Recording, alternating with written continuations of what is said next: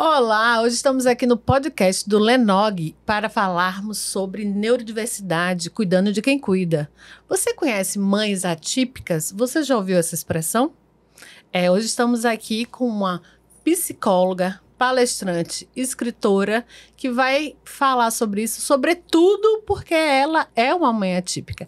Mariana, seja bem-vinda ao programa, tá? Muito obrigada por ter aceito o convite do Dr. Leandro. E a quem eu agradeço também o convite de estar aqui hoje. Tá? Muito obrigada, é um prazer participar, sempre muito bom poder conversar sobre isso. Não, com certeza, bom e importante, né, Mari? Sim. Doutor Leandro, obrigada pelo convite, estou muito feliz de estar aqui hoje, né? Estou honrado aqui com duas convidadas aí, né? A Mari e a Núbia. A Núbia já é nossa colega de muitos anos. A Mari a gente conheceu hoje, mas a gente está muito feliz e vamos produzir um conteúdo e informação de qualidade, porque hoje a rede tem de tudo. Exatamente. E aqui a gente vai falar de informação, né, Mari? Baseada em evidência, em estudos, né? Vamos trazer muita coisa para vocês. Então, fiquem aqui conosco. Ah, com certeza, né? E o papo vai render, sabe por quê? Porque normalmente a gente não cuida de quem cuida, né, gente? Vocês já perceberam isso? Quem que cuida do médico, do enfermeiro, das mães? Essas, normalmente, muito esquecidas. Olha só, a Mari, carinhosamente, como a gente vai chamar ela aqui, tá? A Mariana Sotero Bonais, ela escreveu esse livro aqui que tá super lindo. A capa, parabéns. De quem é essa capa? Obrigada. É da própria editora. É, muito legal. Parabéns mesmo. Recém-lançado. Recém-lançado. Olha, tá? Furo aqui de reportagem, tá, gente? Eu sou psicóloga, mas sou jornalista também. A gente adora um furo de reportagem. Mães atípicas. A maternidade que ninguém vê. Por que ninguém vê, Mari? Porque as pessoas olham para as crianças ou para as pessoas, né, que têm algum transtorno, alguma deficiência, alguma síndrome, e esquecem de olhar para quem está cuidando delas, né? Engraçado que a gente estava aqui nos bastidores, né, doutor Leandro, falando sobre a questão dos pais que, infelizmente, nem sempre acompanham essas mães. Mari trouxe um dado, eu conheci um outro, né, que 75% dos pais, gente, é o pai, tá? Abandonam os filhos quando eles têm algum tipo de deficiência, né? Então, seja ela física, cognitiva, e Mari tá me trazendo aqui que são 80% dos pais, é isso, Mari? Tem um estudo do Instituto Baresi que crianças com diagnóstico de paralisia cerebral, mais de 80% dos pais abandonaram quando chegou o diagnóstico. Por que, doutor Leandro? Aí tem várias hipóteses, né? Eu vou falar por mim da minha experiência. A minha paternidade começou no dia que o médico tirou meu filho e colocou na minha mão. Sendo que a gestação começa ali no primeiro dia, né? Que a mulher, o corpo da mulher já muda, né? Hormônios mudam. Então, assim, a mulher, ela vive isso intensamente. O homem, pelo menos aí a questão minha subjetiva, foi na hora que caiu ali no meu colo, eu falei, olha, eu sou pai. Então, isso já é uma diferença muito grande, porque a ligação, né, ela acontece, né, com a mãe desde a concepção. O pai vai ali mais na hora que chega. Agora, a grande questão é sobre comportamentos em relacionamentos. Uma questão importante, a gente tem que falar de questões culturais e sociais, né, principalmente com relação ao machismo. Né? Então, ter um filho com algum tipo de dificuldade, ter um filho com algum tipo de deficiência, é uma coisa ruim. Né? E muitos homens... É interpretado como uma coisa ruim, né? É interpretado dentro desse contexto, a gente está falando aqui, social, cultural, machista. E muitos homens não querem estar do lado, eu falo que é estar do lado, não é ajudar, é diferente. Isso, né? Participar. Né? O pai não ajuda a mãe, o pai participa da educação do filho, é diferente, né? Porque ele não está fazendo favor para ninguém, ele tem que participar, de estar ao lado, junto. Então, é um dado que acontece muitas vezes por essas questões. Agora você trouxe uma coisa que é interessante. Estudos comprovam que a identificação do pai acontece de fato no nascimento, sobretudo se a criança for parecida com ele. Né? É engraçado, né? Ou seja, quando ela não é parecida, é aí quando você descobre que você tem uma criança com algum tipo de deficiência, né? O pai não se identifica com ela, então normalmente ele vai embora. Então, pai, deixa eu te falar, ser pai não é opção não, filho. Acorda. né? A gente tem que, como a gente estava comentando isso aqui, ser mãe não tem jeito, né? A gente é mãe e aceita. E o pai, por que não? Né? Eu vou me meter aqui para fazer pergunta também, pode, né, Morgana? Claro, a casa é sua. Eu não sabia que você era madrinha da CD, ela falou isso pra gente. Eu fui voluntário da CD durante 10 anos. Eu trabalhava, fazendo ambulatório de psiquiatria na UAI do Planalto, e a CD em frente ao UAI do Planalto. Exato. E eu atendia voluntariamente mães, atendia mães e pacientes da CD, né, que eram encaminhadas para psiquiatria. E uma mãe uma vez me falou uma coisa, Mariana, que me deixou muito pensativa e me tocou. Que ela chegou lá chorando, aí eu perguntei, o que houve? Ela falou, eu estava ali agora num evento na CD, e as pessoas insistem em falar que eu sou uma mãe especial. Eu não me sinto especial. Isso não é um privilégio. Elas falaram que é super mãe especial. Eu só queria ser mãe, eu não quero ser mãe especial. E aí eu deixei, foi uma consulta de terapia, uma terapia. Foi uma terapia, só a ouvir. Isso me tocou, porque tem essa coisa, né, de tentar levar isso. E como que essa situação, como que você lida com isso? O que você pensa sobre isso? Eu sempre falo assim, que quando você fala que uma mãe é especial, é guerreira, escolhida por Deus... Mulher Maravilha. Você tira dela o direito de pedir ajuda. Porque se ela é tão boa assim, ela dá conta de tudo sozinha. E não é verdade. Tanto que hoje, usar o termo especial é pejorativo. Isso. Tanto para a mãe, quanto para a pessoa com deficiência. A gente não deve usar mais esse termo, porque todo mundo é especial pelo jeito de ser. E não por ter algum diagnóstico. E a sociedade, ela fala tanto isso, que a mãe começa a acreditar que ela tem que dar conta de tudo realmente. E ela não tem que dar conta de tudo, até porque realmente é muita demanda. Uma criança ou uma pessoa que tem um diagnóstico, ela tem muitas necessidades específicas, muitas vezes ela faz muitas terapias, se tiver alguma comorbidade de doença, faz tratamentos. Então, é realmente muita coisa para uma pessoa só dar conta. Não, e é interessante, vamos até fazer uma definição aqui, porque muito se lê sobre... mães atípicas, crianças atípicas, mas muita gente não sabe o que é ser atípico. Vamos definir o que é ser atípico? São as pessoas com desenvolvimento atípico, são as pessoas que têm algum diagnóstico de síndrome, transtorno, doenças raras. A saber, né? Autismo, TDAH, né? Que o pessoal às vezes banaliza. Sim, síndromes raras, né? Isso, como AMI, né? Que é isso. A AMI...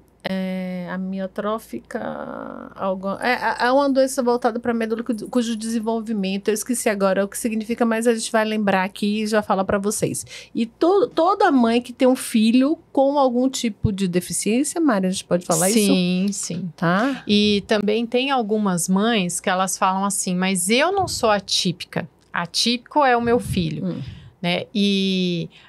o termo mãe atípica foi dado pelas próprias mães porque elas queriam ser vistas pela sociedade. Então, quando alguma mãe fala para mim, eu não sou mãe atípica, atípica é o meu filho, eu falo, olha, tá tudo bem, a gente deve se nomear conforme a gente se sente à vontade. Perfeito. Esse termo, ele foi criado pelas próprias mães para que a sociedade entendesse que a demanda de uma mãe, de uma criança com deficiência, síndrome, enfim, é muito diferente daquela criança que vai se desenvolvendo ao longo do tempo, que assim, dá trabalho quando pequena, também gera muito cansaço, mas a mãe sabe que ela vai crescer, vai ficar cada vez mais independente e que essa fase mais tumultuada vai passar. Na vida da mãe atípica, nem sempre isso vai acontecer. Dependendo das necessidades que essa criança apresenta, é pro resto da vida. Tem um livro que eu até cito no meu livro também, que chama Síndrome da Fome, que a Cláudia fala de uma síndrome específica, que é a síndrome de Prader-Willi, que é quando, além, né, de outras características, uma delas é a hiperfagia, que então a pessoa sente fome o tempo todo, né?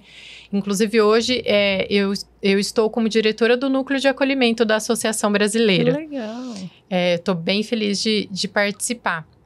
E a Cláudia, ela fala que a maternidade atípica é vitalícia, porque é isso, né? A não criança, tem alta, né? Não tem, a criança vai se tornar adolescente, vai se tornar adulto e vai continuar precisando de muito suporte, dependendo do diagnóstico, diferente da maternidade, que a pessoa vai crescer e vai se tornar independente em algum momento. E aí eu quero perguntar para o doutor Leandro, uma coisa que a gente sempre discute, né, doutor Leandro? A questão da medicação nesses casos, né? Infelizmente, doutor Leandro já contou para a gente em outro momento, tá, gente? Então, eu tô trazendo para vocês aqui, dividindo, que tem pais e mães que fazem questão de medicar seus filhos, mas não com a intenção de vê-los melhor, infelizmente. É a intenção de vê-los quietos, tranquilos, né? Sim. Vamos falar um pouquinho sobre isso, doutor Leandro? Isso é uma questão importante, porque quando a gente vai atender uma criança, a gente tem que analisar vários fatores. Primeiro, que é o principal, que é o mais importante, é a demanda da criança. O segundo, a demanda dos pais. Isso. E normalmente o terceiro é a demanda da escola, porque sempre tem essas 3 demandas. Né? Aí por que eu falei que o mais importante é a da criança? Porque é o nosso foco, né? É quem precisa de algum tipo de auxílio. Então a gente tem que começar pensando nisso. Às vezes uma criança com diagnóstico na infância, por exemplo, igual ela contou pra gente aqui, né, nos bastidores, né, que o filho foi diagnosticado com TDAH, né, vamos pegar uma criança que foi diagnosticada com TDAH na infância, mas está tendo um bom desenvolvimento escolar. Está conseguindo acompanhar os colegas, está conseguindo notas boas o suficientes, está conseguindo ter a interação necessária. Claro que com algumas dificuldades, algumas características, né, e quando essa criança chega para a gente, né, às vezes é mais a demanda da escola do que da criança, ou dos pais, né, do que da criança. Então a gente tem que avaliar a necessidade. Não, Leandro, ela está de um jeito que ela está atrapalhando os colegas, ela já não consegue fazer as atividades que precisa fazer, ela já está tendo prejuízo. Eu falo que a gente conversando, né, várias vezes sobre isso, né, Nubia, são 2 coisas, prejuízo e sofrimento. Exatamente. Isso que eu ia falar. Se a criança não tem prejuízo e não tem sofrimento, não precisa medicar. Porque às vezes ela não tem prejuízo acadêmico, como foi o caso do meu filho, mas isso gerava muito sofrimento. Porque a que custo ele não tinha esse prejuízo? Então tem que ser uma dessas 2 coisas.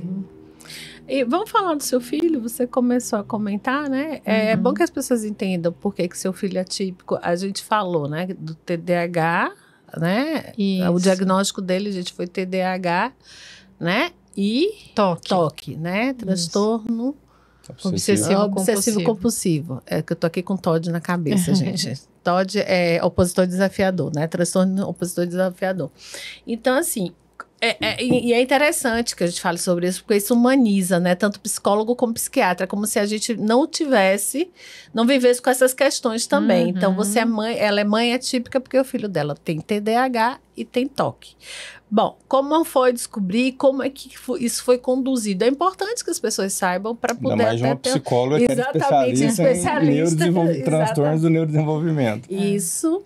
Em apoio a mães atípicas também, Sim. né, Mari? Quando veio o diagnóstico dele, eu já atendi as mães atípicas há muitos anos.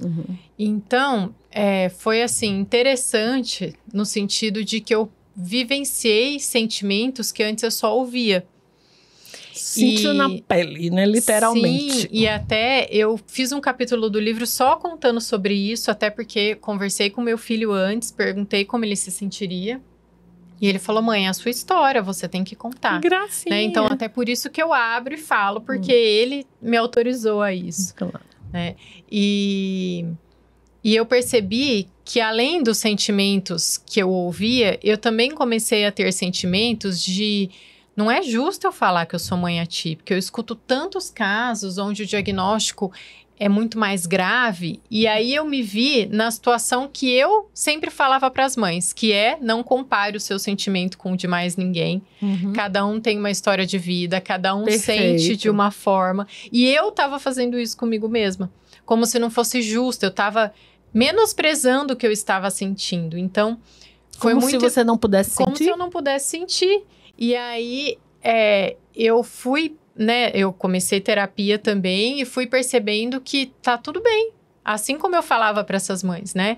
Eu também preciso me permitir sentir. E foi muito importante, não só para mim enquanto mãe, mas para mim enquanto psicóloga também. E claro que a minha experiência é única. Então, o fato de eu ouvir inúmeras experiências ao longo dos anos me ajuda a ser uma psicóloga melhor. Mas ter sentido muito do que elas me falavam e eu só ouvia, também fez toda a diferença. Dá pra gente ter mais empatia, né? Acho que eu penso muito na questão da empatia. Porque quando eu falo, gente, de uma coisa... quando eu falo alguma coisa... tá? Mas quando eu sinto, isso se torna mais forte. Sim. Né? E foi o que aconteceu com você sentiu.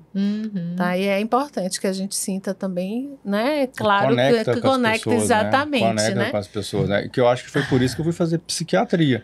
Porque quando eu tive o diagnóstico durante a faculdade, e a questão que a Mari falou Mas aqui no diga de início. quê, doutor? A gente falou offline. É verdade. No curso de medicina, eu estava prestes a trancar a faculdade. Eu já havia trancado uma faculdade anteriormente, não tinha terminado. Eu fiz engenharia mecânica até o 7º período. Gente, isso você não tinha me contado, não. Isso é furo, Junto viu? com muitas outras coisas que eu tinha começado na minha vida e nunca terminei. Eu não me formei no curso de inglês. Eu abandonei o curso de inglês no final do curso. A faculdade de engenharia eu tinha abandonado ela também. E eu estava para trancar o curso de medicina e fui conversar com um professor sobre isso, que eu estava chateado. Aí ele era neurologista, que eu tinha preconceito com psiquiatra. Porque psiquiatra era médico de doido. Ai, meu Deus. Eu não vou no Vamos falar psiquiatra. sobre isso. ensina isso pra E o gente. psicólogo, E um né, estudante de também. medicina, eu como estudante de medicina pensava que era médico de doido e fui conversar com um professor que era da neuro.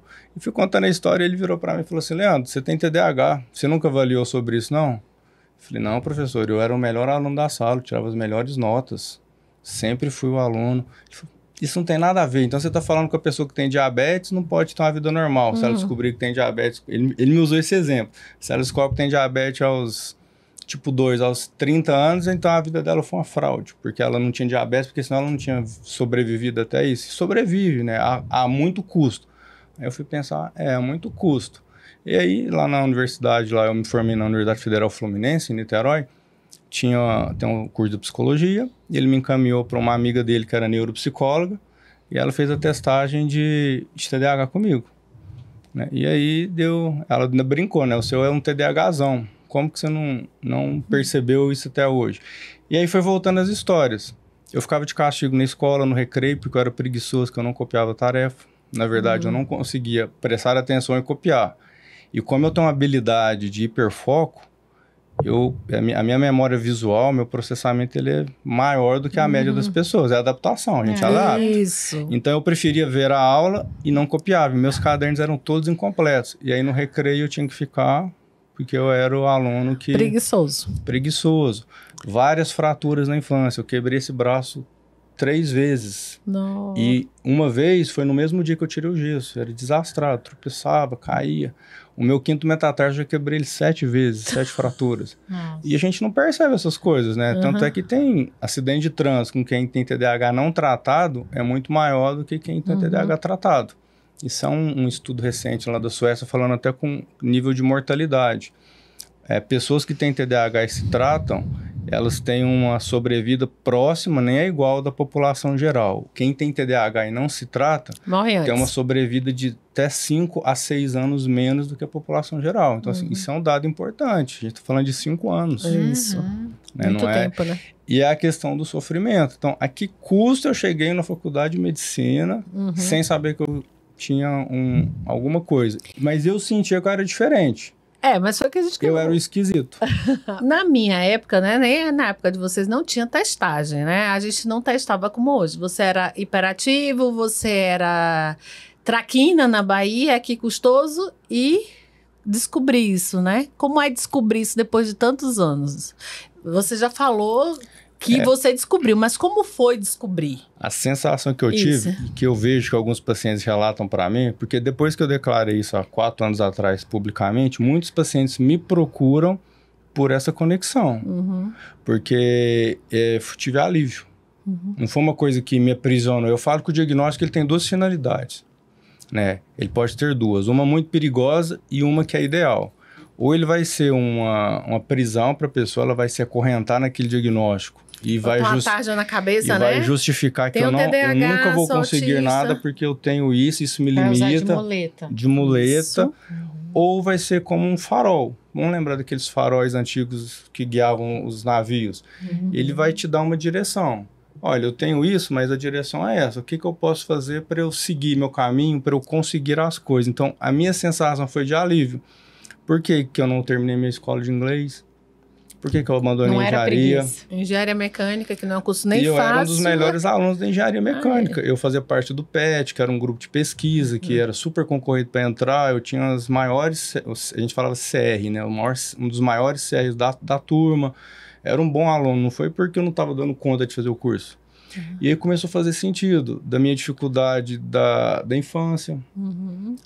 Aí minha mãe começou a me contar coisas depois que eu contei para ela, que eu não sabia. Ela falou, então é por isso que quando você ia brincar, você nunca sentava no chão, você ficava só agachado e você pegava os seus brinquedos e ordenava separava assim por cores, tudo ordenadinho. Se alguém tirasse, ou seja, não dava conta de brincar mais. Aí ela foi trazendo algumas características que eu ia adaptando para eu lembrar das coisas para eu conseguir fazer.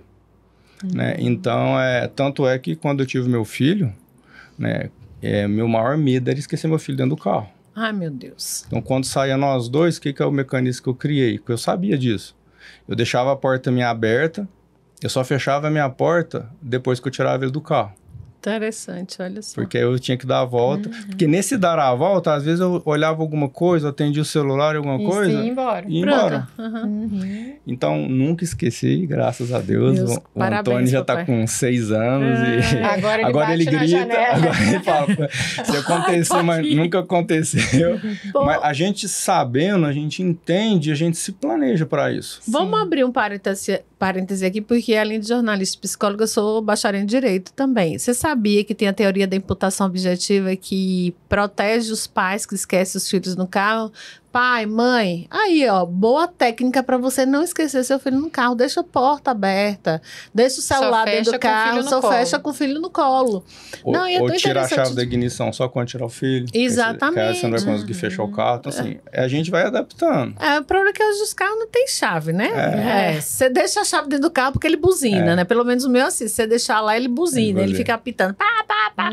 E é tão interessante porque meu professor Luciano Miranda, ele mandou fazer Meirelles. Não, peraí, Luciano Miranda mesmo. Sim. Ixi, é Meirelles Miranda, é por isso. E ele mandou fazer um trabalho sobre teoria da imputação objetiva e eu fiquei tão apavorada de saber que os pais que esquecem, eles não são penalizados porque a perda do filho já é uma grande maior, pena, né? Só foi um momento de direito aqui, até pra gente alertar e chamar a atenção, porque infelizmente isso acontece, gente. E não acontece pouco não, viu? Acontece muito, lamentavelmente. Bom, Mari, vamos voltar aqui para você, tá? Vamos falar dessa maternidade que ninguém vê, né? Porque, assim, é tão interessante a gente ter esses dados, né? 80% dos pai, né? O homem, né? Abandona a esposa, né? Quando sabe que tem um filho atípico ou um filho com deficiência. E essa mãe? O que a gente faz com essa mãe?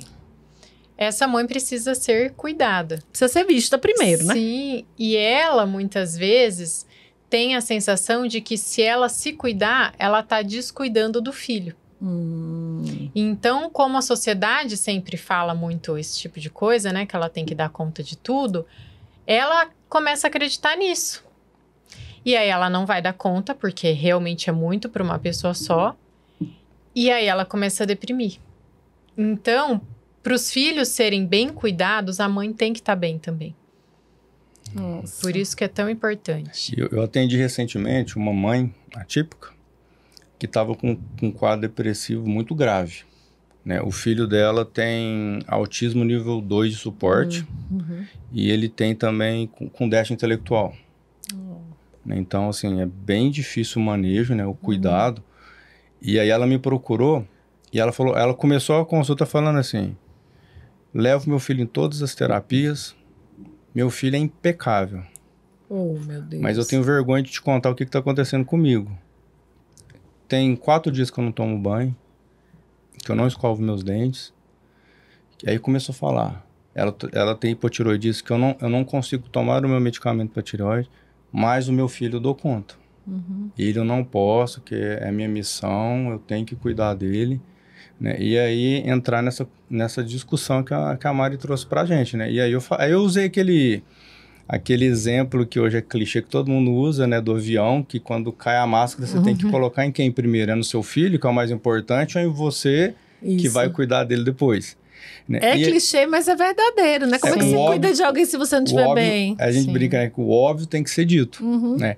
E aí ela começou a se cuidar, se tratar, e ela voltou 2 meses depois, outra pessoa, maquiada. Aí ela falou assim, você percebeu alguma coisa diferente? Eu falei, você tá de batom hoje, né? Ela falou, tinha 6 meses que eu não passava nenhum pó no rosto, e batom nem sei quantos, tinha anos que eu não passava nem batom. Oh, meu Deus. E ela começou a se cuidar. Aí ela começou a fazer terapia, que ela não fazia terapia, né? Que é a minha luta eterna, né? É a bandeira, né? Olha. Eu falei, só o remédio não vai te ajudar, não. Você vai ter que buscar... Você não leva seu filho para 3, 4 terapias diferentes. E você? Exatamente. E a vida dela mudou.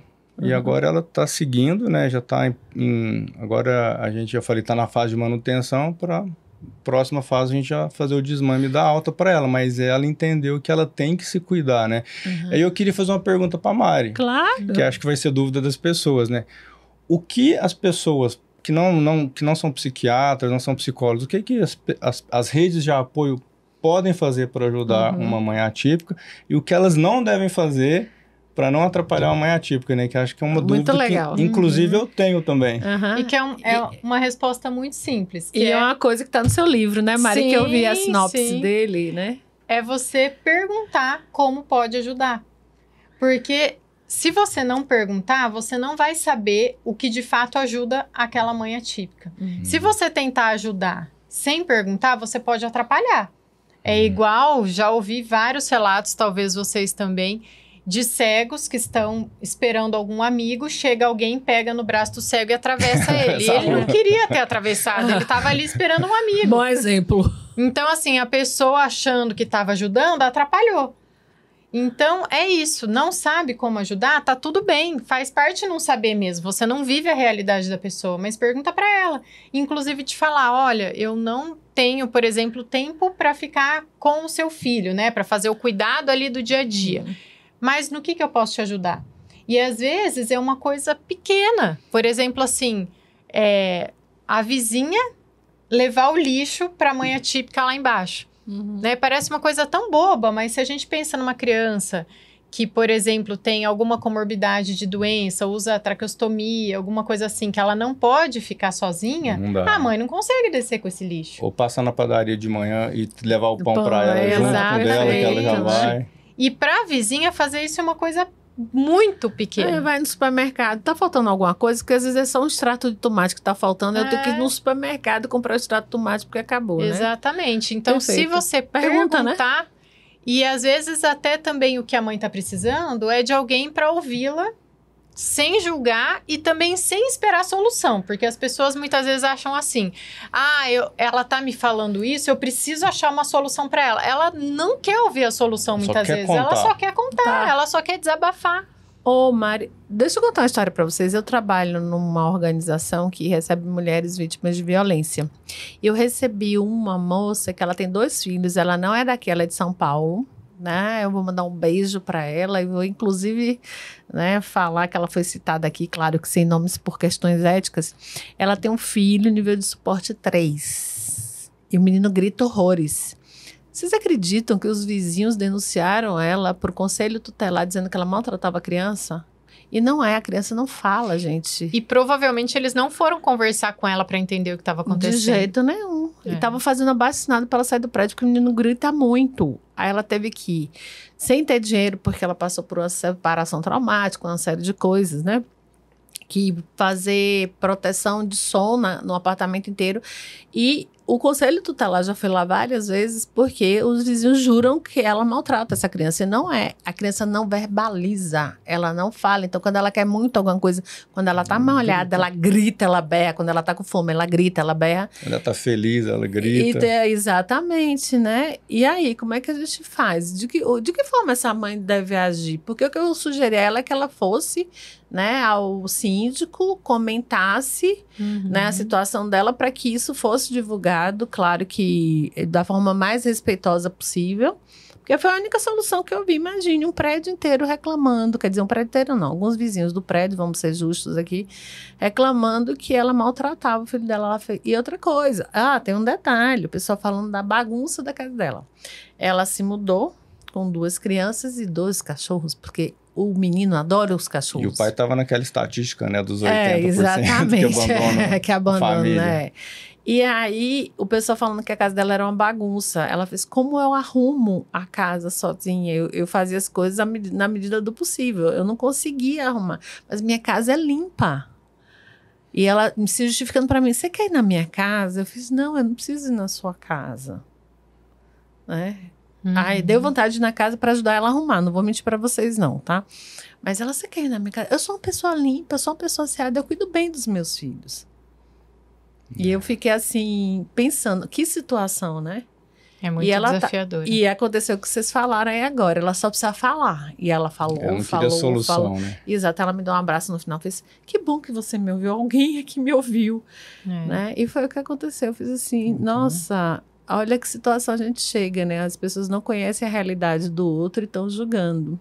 Então, e até hoje em dia tem muito grupo, né, no WhatsApp, assim, do prédio, então dela poder escrever e explicar essa situação, né, para que as pessoas saibam que não tá acontecendo nenhum tipo de maus tratos ali. Ela fez, mas os vizinhos insistem, acharam que era mentira, né? Porque na verdade, talvez eles queiram uma desculpa para tirá-la do prédio. Provavelmente, eu acho que é mais isso aí, né? O que eu acho bem mesquinho, mas tudo bem. Sim. Ela já tem o sofrimento necessário. Mas vamos lá, né, gente? Então, sim, a melhor coisa é usar a comunicação, né? Então ela deu as duas dicas, assim como né? a mãe também, né? Sim. Pedir ajuda. Muitas vezes elas falam pra mim, mas é óbvio que eu tô precisando de ajuda. É óbvio pra você. Pra quem tá em volta, nem sempre. É o que a gente fala no processo de comunicação, às vezes é necessário desenhar, né, gente? O óbvio tem que ser dito. Tem que ser dito. Eu assisti uma palestra da Isabela Camargo, que é a comunicadora, que ela fala sobre isso. Ela pega uma caixa de ovos, ela leva na palestra, né, e fala, gente, ovos precisa ser dito. Ela vira, embaixo da caixa de ovos está escrito, contém ovos.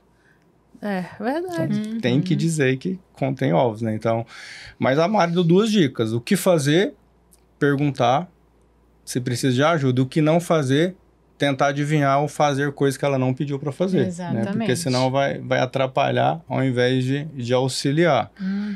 E compreender também, né, gente? Vamos falar de compreensão, porque às vezes as pessoas não pedem ajuda porque acham que estão incomodando o outro, né? E assim, na hora que eu me coloco à disposição de verdade, eu digo, olha, de verdade, eu tô aqui para você. Porque eu vejo muitas situações, até de mães não atípicas que estão passando por algumas situações, porque a gente que atende em clínica, né, Mari? A mãe tá ali sufocada, né? Atolada. E tá esperando alguém chegar e dizer assim, olha, de verdade, eu quero te ajudar. Eu quero. E para ela é difícil, às vezes, receber isso, né? Tá tão acostumada a fazer tudo sozinha. Sim. E é importante ela organizar a rotina dela. Até no livro tem um QR Code no final que eu disponibilizo alguns materiais para ajudá-la nisso. Porque a rotina é realmente muito intensa. Se ela não organizar essa rotina, tanto dos afazeres fixos como dos afazeres que aparecem, ela vai ficar ainda mais tumultuada. E ela vai encontrar menos tempo para ela. Porque quando a gente fala em autoajuda, as pessoas muitas vezes pensam assim, eu tenho que ter uma tarde inteira para ir no salão, por exemplo. E não é só isso, né? A autoajuda, o autocuidado é quando você olha para os pequenos momentos que você tem durante o dia e faz alguma coisa por você nesses pequenos momentos. Só que eles só vão aparecer se você conseguir organizar a sua rotina, senão realmente vai ser uma coisa por cima da outra e você nunca vai achar tempo para nada. E vai acontecer o que o doutor Leandro acabou de falar com a paciente dele, né? Ou seja, eu não tenho tempo de tomar banho, nem de tomar o remédio. E aí eu começo a entrar nesse ciclo e aí eu começo a me desanimar porque eu tô tão cansada, tão exausta, tem tanta coisa para fazer que eu não consigo me cuidar, né? E uma das perguntas até que eu queria fazer, a Mari já adiantou um pouco, né? Que hoje a sociedade, né, de mães, né, que não são atípicas, a mulher, ela acumula funções. Mãe, trabalha fora, cuida da casa. Agora, a mãe atípica, ela tem isso mais desafiador. Porque o filho, ele exige um cuidado maior do que os filhos que não tem nenhum tipo de diagnóstico. Né? E essa organização, né, que você traz no seu livro, né, também falando sobre isso para as mães, né? E o que além dessa rotina que você trouxe aí, que você acha importante também tá lembrando elas de se preocuparem? Com relação a elas mesmas. A elas mesmas. De pegar esses pequenos momentos e usar para elas. Porque é muito frequente assim, eu perguntar, o que você faz enquanto seu filho está na terapia, por exemplo? Eu fico lendo sobre o diagnóstico dele. Daí eu falo, não, então essa semana, em alguma das terapias, você não vai ler sobre o diagnóstico dele. Você vai ler alguma coisa que você goste. Ou então você vai ouvir música. Ou você vai assistir no salão, né? Ou você vai assistir uma série, ou você vai na academia. E é interessante porque muitas vezes elas estão tão ligadas ao que o filho precisa que elas não sabem mais se elas gostam de amarelo porque elas gostam de amarelo ou se elas gostam de amarelo porque o filho gosta de amarelo. E elas precisam se redescobrir nesse caminho, porque senão o que vai acontecer, que elas me falam, é assim, tá, eu achei esse tempinho pra mim, eu não sei o que fazer. Então, é importante elas refletirem e até usar, por exemplo, o bloco de notas do celular. Nossa, lembrei que eu gostava de fazer tal coisa, anota. Eu lembrei de uma série que me falaram que deve ser interessante, anota. Então. E daí, quando tiver esse tempinho, você vai lá nessa listinha e vai falar, tá, eu tenho 45 minutos, o que eu vou fazer nesse tempinho? Sim. Né? E, Mário, uma dúvida também, né? Vamos pegar aqueles 20% dos pais que ficam ao lado da esposa, né, no compromisso, no dever deles da educação e do cuidado do filho.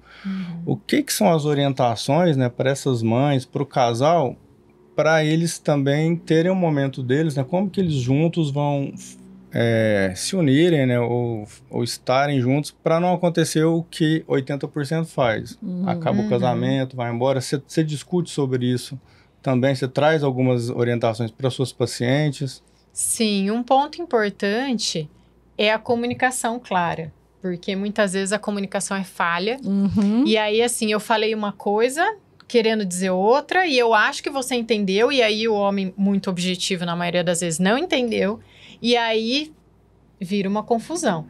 Então, o primeiro ponto é falar realmente, né? Olha, eu me sinto assim, ou eu espero isso de você, o que você espera de mim?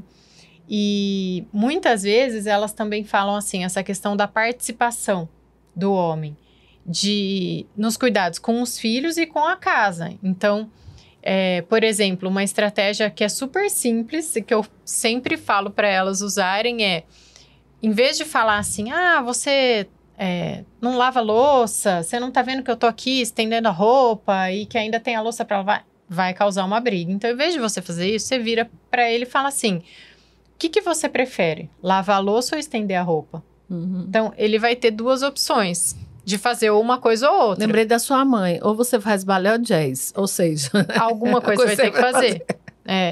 E aí, acontece... E elas já me relataram deles falarem assim... por que você não pode estender a roupa e depois você lavar a louça? E aí, realmente, eu poderia fazer, mas se enquanto eu faço uma coisa, você faz outra, a gente vai terminar os afazeres antes e os dois vão descansar antes. E a gente vai ter um tempo pra gente, né? É importante, viu, casal? É muito importante. Então, não é fácil realmente ter um tempo pro casal.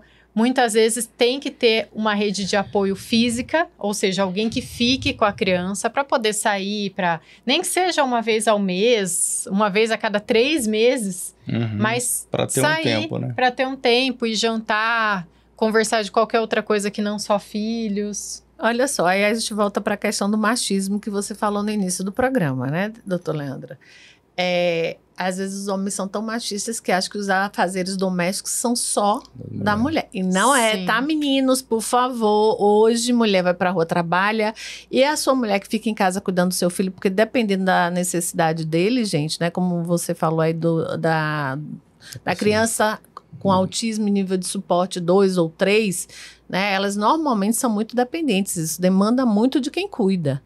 Então, a gente precisa de apoio. Não? A gente está falando de ajudar, não é apoio mesmo, é parceria. Né? E a gente não pode esquecer disso. Sim, e é importante lembrar que quando tem esse combinado de que a mulher, então, vai precisar ficar em casa para o homem trabalhar porque alguém precisa cuidar do filho, que tudo bem, o homem saiu para trabalhar. Ele é o provedor, né? E quando ele chega em casa, muitas vezes ele tem... Ele tem a sensação de que agora eu tô cansado, eu vou chegar e vou deitar no sofá porque eu trabalhei o dia inteiro e a função dos filhos é dela. mas ela também trabalhou o dia inteiro na função de ser mãe. Então, quando de dona chega... de casa, ser mãe, uma série de coisas, né? Então, assim, os dois cumpriram a tarefa do dia. O terceiro turno, Mário. que é a noite, é dos dois. Porque ela também está até mais, às vezes, cansada do que ele, que ficou falando de outras coisas, que não precisou ter preocupações ali. 1h30 de almoço, tem 15 minutos de descanso de pra manhã, lanchar. de 15 de aí- tarde, né? Sim, e o cuidar do outro gera um cansaço emocional muito grande. Porque você não pode distrair. Não. É diferente de um trabalho que você tem esses pequenos intervalos, Levanta, né? toma um cafezinho, Levanta, tem uma troca com um colega, quem tá em casa normalmente não É. tem troca com ninguém, né? Exato. Dependendo da criança, até tem. Tem crianças que não tem, gente. Tem mãe cujo filho não fala, ele não anda. E tem o esforço físico, né? Eu não sei se vocês viram uma menina que tem hidrocefalia. Ela tem 34 anos. A mãe levanta, carrega, dá banho, Faz tudo. volta, né? Ela não fala, ela não anda, ela não faz nada. E a mãe tá ali naquele esforço físico o dia inteiro. É. Será que ela tá menos cansada do que o pai que sentou no ar-condicionado? Uhum. Não, e essa questão, né, de falar sobre isso, né, de entender sobre essa parceria, né, que precisa ter, no caso, quando tem o tempo dos dois, né, que foi como a Mari falou, né, se tem esse entendimento, né, a hora que a criança também, né, uma hora a criança vai dormir, né, eles vão ter mais tempo juntos. Isso. Sim. E também lembrar que a mulher é diferente do homem no sentido de que o homem, quando ele tá junto, ele não pensa como foi o dia nem nada. A mulher, não. Se o homem ficou lá, deitado no sofá, enquanto ela tava fazendo um monte de coisa, na hora de ficar junto com ele, ela vai falar, não, ele não me ajudou em nada, ele não fez nada, eu não quero. Então, Não vai ter o Importante. desejo, não né? vai ter, porque exato. ela pensa nessas coisas que pro homem não são relevantes, mas pra mulher é. Exato, perfeito. Bom lembrar disso também. Porque os homens fazem assim, nossa, você tá cansado de quê? Passou o dia todo em casa, né? De quê? Oh, vamos fazer um review lá, né? Uma retrospectiva para ver quantas coisas. Ela acordou primeiro, ela fez o café, ela arrumou tudo, cuidou dos filhos, levou na escola. Eu sempre falo que é muito diferente, que as pessoas não veem isso. Você levantar, pegar seu filho, pegar a mochila dele e levar ele para a escola. E você levantar, preparar essa mochila, pensar o que precisa ter dentro, que horas que essa criança volta, se tem que ter troca de roupa, se tem que ter comida, se não tem, acordar o filho, trocar o filho, dar café para o filho e aí levá-lo para a escola. Pegar a mochila e levar, é muito diferente o É trabalho. muito diferente. Então, a exaustão mental é muitas vezes maior do que a física. Sim. Justamente porque esse planejamento é invisível e ninguém vê. Verdade. A gente tem que ter muito carinho. Bom, meus queridos, estamos chegando ao final, E uma doutor? coisa que a Mari não falou pra gente, né? Quem quiser comprar o livro dela, Eu já ia fazer a propaganda aqui agora. como eles encontram ela nas eu redes já sei, isso aí eu sociais? sei porque eu pesquisei, porque eu já vou encomendar o meu, né? Vai lá no tio Google, bota lá, ó, Mães Atípicas, a Maternidade que Ninguém Vê, de Mariana Sotero Bonais, tá? E você encontra. E tem em todas as livrarias também. eu Em vi todas as aqui, livrarias, né? Não só online. E como é que são as redes sociais para te encontrar nas redes também, sociais, né? Mari? Todos são @Mariana Bonasso. Bonasso é com 2 N's de navio. Exatamente, tá? E é super legal, gente, porque a gente precisa enxergar que não é visto, Sim. tá? E um dos comentários que eu recebi, dos feedbacks, né, que eu tenho recebido sobre o livro, que me marcou muito, foi de uma pessoa que mandou falando assim, olha, eu não compraria seu livro, não é um livro que eu compraria, não é um assunto que me chama atenção, porque eu não sou mãe atípica, eu não conheço ninguém que seja, mas eu comprei porque uma amiga falou, enfim, acabei ficando curiosa, e terminei de ler agora e eu quero te dizer que mudou completamente a minha visão do que é ser mãe atípica. Aí eu falei, nossa, cumpri minha missão. Que coisa boa. Porque é isso, não é um livro só para as mães. É um livro para todo mundo, porque a gente vive em sociedade, então vive todo mundo junto, né? E não existe isso de, se eu não sou mãe atípica ou se eu não conheço ninguém que seja, então eu não preciso olhar para isso. Até porque, infelizmente, ninguém prevê o futuro, né? Amanhã ou depois pode acontecer alguma coisa e você se tornar uma mãe atípica ou uma pessoa com alguma deficiência adquirida. Isso. Né? Ou, né, ter alguém na sua família que seja uma mãe atípica que precise do seu apoio, desse olhar diferenciado, né, Mari? Né, e às vezes descobre tardiamente, né? Às vezes Sim. A minha mãe descobriu quando eu já estava na faculdade, com 20 e tantos anos, né, de idade. Não, mas você só contou há 4 anos. Conta pra todo mundo isso, que é bom. Ele descobriu... conta essa história aí. Eu descobri na faculdade. Com quantos anos? Eu devia ter uns 25 anos de idade, mais ou menos, que era a minha segunda faculdade, né? Tava indo pro internato já, terminando ali o ciclo básico.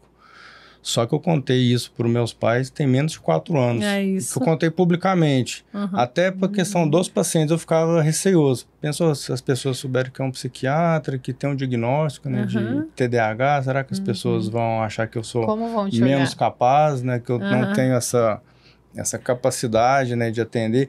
E foi o contrário. Hoje muita gente me procura, aí eu sempre pergunto na primeira consulta, como você me descobriu? Eu vi um vídeo seu e quando você disse que tem TDAH, eu quis que você me atendesse porque se eu tiver, você vai me entender. Né? E você vai ter mais empatia, né? A gente fala tanto de empatia. Eu atendi um paciente semana passada que eu fui o 4º psiquiatra que ele foi em 3. E os 3 falaram a mesma coisa para ele. Nessa idade, se você tivesse TDAH, você já teria se diagnosticado. Nem investiga isso não, isso aí você vai perder tempo. Nem quiseram ouvir a história dele. Ele falou, mas eles não deixaram nem eu contar que eu não parava sentado, que eu não ficava de castigo, que eu ficava de castigo o tempo todo. Mas eu tinha boas notas. Né? Então, nunca prejudicou porque eu tinha boas notas. Mas isso me deixava... Eu sofria porque eu ficava de castigo, eu sofria porque eu sofria bullying por causa disso, então, assim... E eles me procurou nessa pessoa porque ela sentiu empatia, porque ela viu que é alguém que passou. Mas eu demorei muitos anos para contar para os meus pais. E os meus pais viram pelas redes sociais. Eu nem tive essa conversa de sentar e contar diretamente. Depois que eu fui conversar com eles. E aí foi quando a minha mãe começou a falar algumas coisas da infância também. Então tinha isso, tinha aquilo.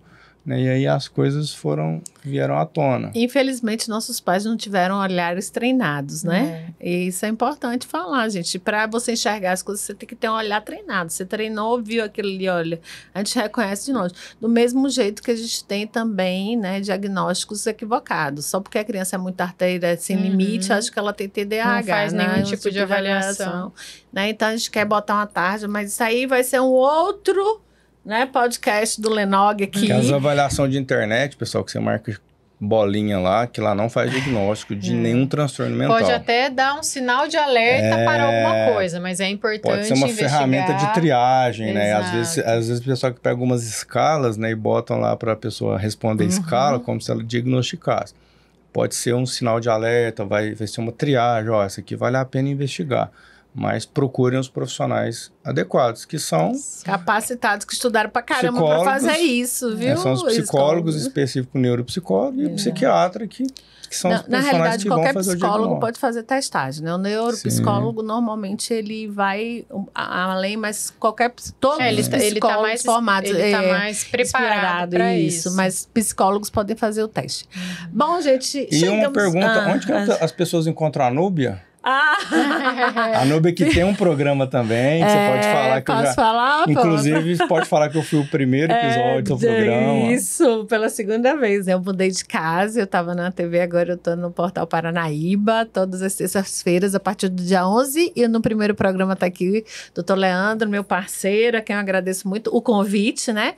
Meu Instagram é PSI, _ Núbia Carvalho, me procura lá, tá?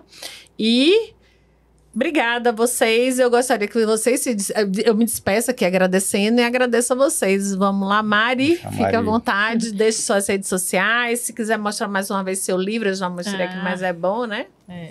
Eu agradeço muito o convite, porque escrevi esse livro para que as pessoas realmente conheçam a realidade das mães atípicas, para que as mães atípicas se sintam abraçadas, que as ferramentas que eu coloquei aqui façam com que elas vejam que ainda existe um caminho bom para ser seguido, porque muitas vezes a sensação que elas têm é que agora a minha vida só vai ser um pesar. E não precisa ser assim. Então, né, a intenção do livro primordial é essa. Chegar nas mães atípicas para que elas fiquem bem, mas também chegar nos profissionais de saúde para que sejam mais empáticos, nos profissionais da educação e nas pessoas de modo geral, né? Então, agradeço muito a participação de poder divulgar o livro para todo mundo, porque realmente a gente precisa mostrar, são milhões de mães no Brasil. Porque muitas vezes as pessoas falam, mas para que você está falando com esse público? Nem tem muita mãe. Né? Segundo o último IBGE aí de 2022, 18,6 milhões de pessoas se declararam pessoas com deficiência, sem contar transtornos que não são reconhecidos como deficiência. Então, assim, doenças ocultas, né? Todo mundo tem mãe. Então, são milhões de mães aí no Brasil e a gente passou da hora já de olhar para isso. Cuidar, né? Doutor Leandro, a casa é sua, mas fique à vontade, né? Aos nossos ouvintes aí de mais um episódio do nosso podcast, né? Com a convidada especial, Núbia e a Mari. Que a Mari ela não mora em Uberlândia, ela veio de fora, né? Então a gente fica feliz, com meu brinco, né? Veio importada aqui para estar participando com a gente. E continuem aí seguindo a gente, assistindo os episódios anteriores, tem muita coisa legal aqui no podcast da Lenog.